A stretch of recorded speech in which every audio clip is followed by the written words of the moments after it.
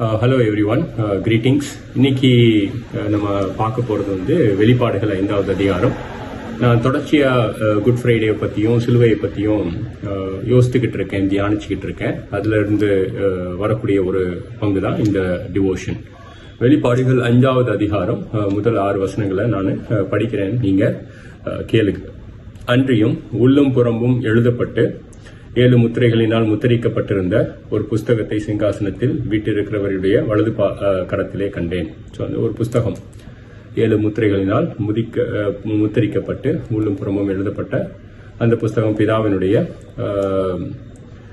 வலது கரத்தில் இருக்கு. ஸோ அந்த புஸ்தகத்தை திறக்கவும் முத்திரைகளை உடைக்கவும் பாத்திரவான் யார் என்று மிகுந்த சத்தமிட்டு கூறுகிற ஒரு பலமுள்ள தூதனையும் கண்டேன். ஸோ இந்த பலமுள்ள தூதன் மிகுந்த சத்தமிட்டு இருந்தாருன்னா எவ்வளவு சத்தமா இருக்கும்னு நீங்களே யோசித்து பாருங்க. அந்த புஸ்தகத்தை யாரு திறக்க முடியும் அப்படின்னு அவர் கேட்டிருக்கிறார். வானத்திலேயாவது பூமியிலேயாவது பூமியின் கீழேயாவது அந்த ஒருவனும் அந்த புஸ்தகத்தை திறக்கவும் அதை பார்க்கவும் கூடாது இருந்தது. ஸோ யாருமே அதை திறக்க முடியல அப்படின்ற ஒரு ஸ்டேட்மெண்ட்டையும் நம்ம இங்க பார்க்கிறோம். ஒருவனும் அந்த புஸ்தகத்தை திறந்து வாசிக்கவும் அதை பார்க்கவும் பாத்திரவானாக காணப்படாததினால் நான் மிகவும் அழுதேன்.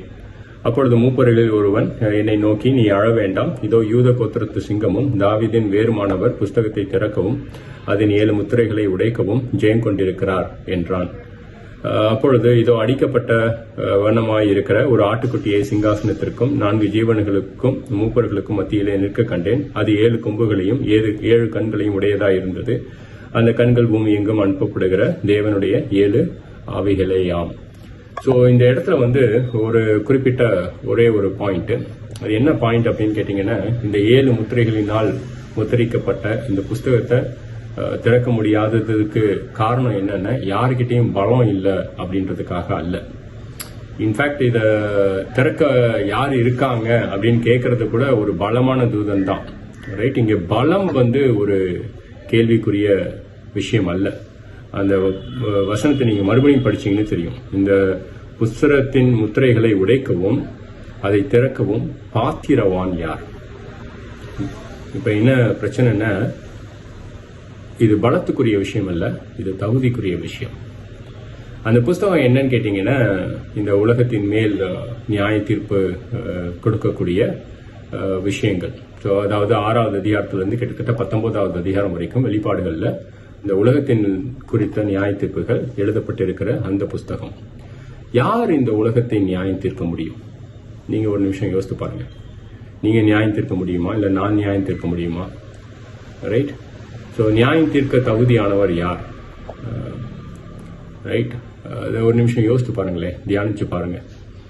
அந்த நியாயம் தீர்க்க தகுதியானவர் யார்? வந்து ஒரு நபரை வந்து நரகத்துக்கும் யார் ஒரு நபரை வந்து பரலோகத்துக்கும் அனுப்பக்கூடியவர் அப்படின்னு பார்த்தீங்கன்னா,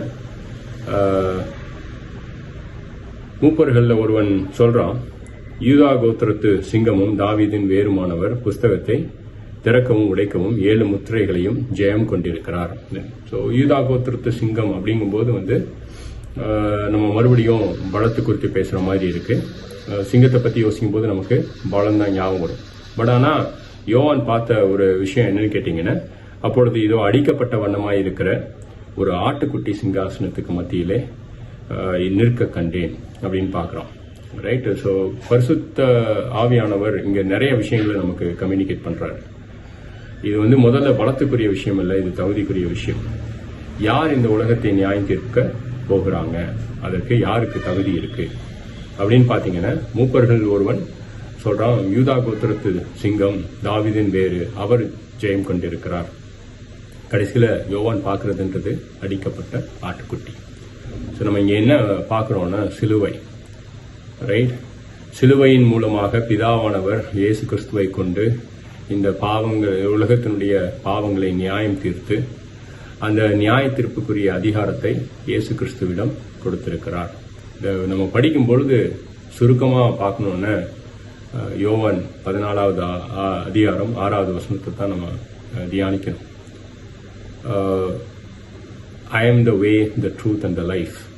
தமிழ்ல சொல்லணும்னா, நானே வழியும் சத்தியமும் ஜீவனுமாய் இருக்கிறேன்.